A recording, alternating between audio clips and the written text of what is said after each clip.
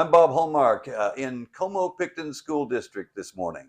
Now, we all remember what happened during the storms of June and the devastation and destruction that was done across this area. Particularly, the school was hit very hard. Well, we're literally days away from the students returning to class. And the question we were wondering was, would they be ready in time? They had an enormous amount of work to do just to get the campus ready. Well, to answer those questions, we're joined now by School Superintendent Greg Bauer. And Greg, I guess since our last conversation, we wanted to find out how we doing. Yes, sir. Well, doing great. Everyone's tired, been working hard, but our school will be ready. We have kids coming on the 15th, next Tuesday, and so um, put a lot of pieces. There's still a lot of moving parts, as you see when you go around. You got cranes here and sky lifts and sky tracks here and construction vans everywhere and staff trying to intermingle between. But we're almost there. I can see the light at the end of the tunnel, and we'll be ready for the kids to get here on the 15th. Now, for those of you, we're going to show you some pictures of what it was like. For those of you that didn't see this, this is what it was like in the aftermath. Take a look at these pictures. At the time, we didn't realize exactly how much damage was done, but there was an extensive amount of damage done to roofs all over the campus. And one thing that we neglected to say the last time, which was a very essential part of any classroom, air conditioners. Yes, you lost a number of them. We lost about 40 air conditioner units. That the winds from the tornado just picked them up and just skipped them across the roof system that we have. And the ones that weren't picked up and skipped, items were thrown into them and just obliterated them. And so you had several on the ground, several that were punctured holes all throughout the roofs, and yeah, we had to replace about 40 air conditioning units, and just a miracle that we were able to get them in. It's just, there's a supply shortage, and so to be able to get them in, and you see them putting them on today, should be ready to go for the kiddos next week. Okay. Now, one of the problems that immediately would come to mind is classrooms. We were wondering, how are we going to do that? Now, one of the things that they did do, because the field house and some sporting fields were actually damaged during this, but you had to come up with some way to actually fill the gap there, because there simply wasn't going to be enough room, and you did that through some temporary buildings. Is that right? Yes, sir. So we've got sorry. Yeah.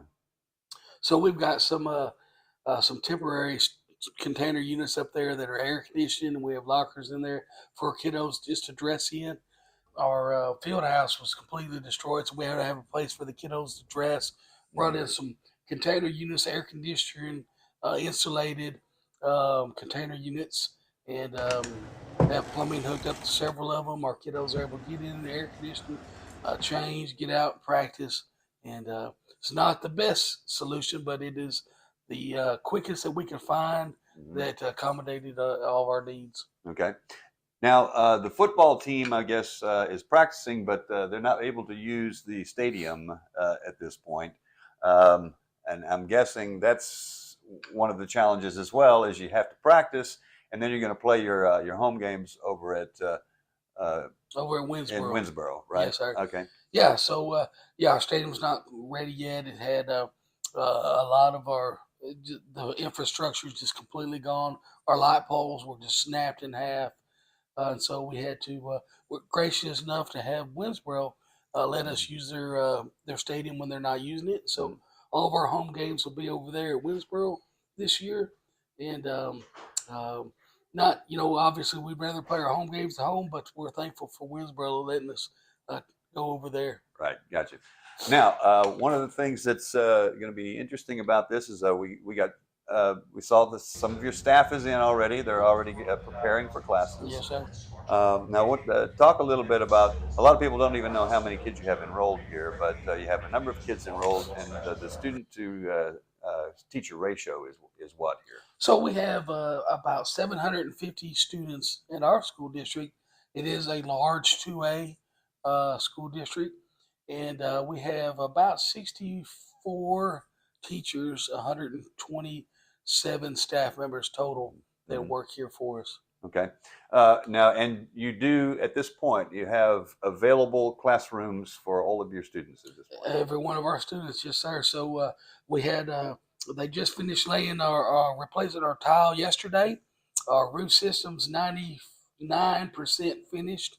They'll finish it up this weekend.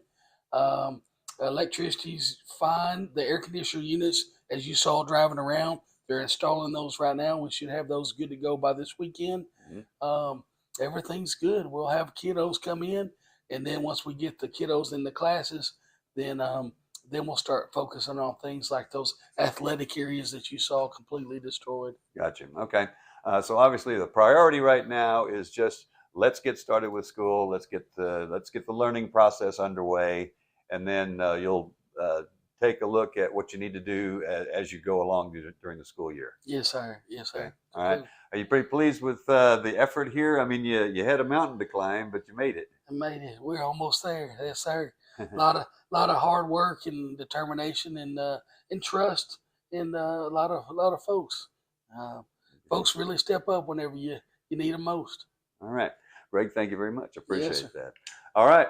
So Como-Pickton is ready for school starting on the 15th. And we'll have more on this story tonight on KLTV 7 News for KLTV Web Extra.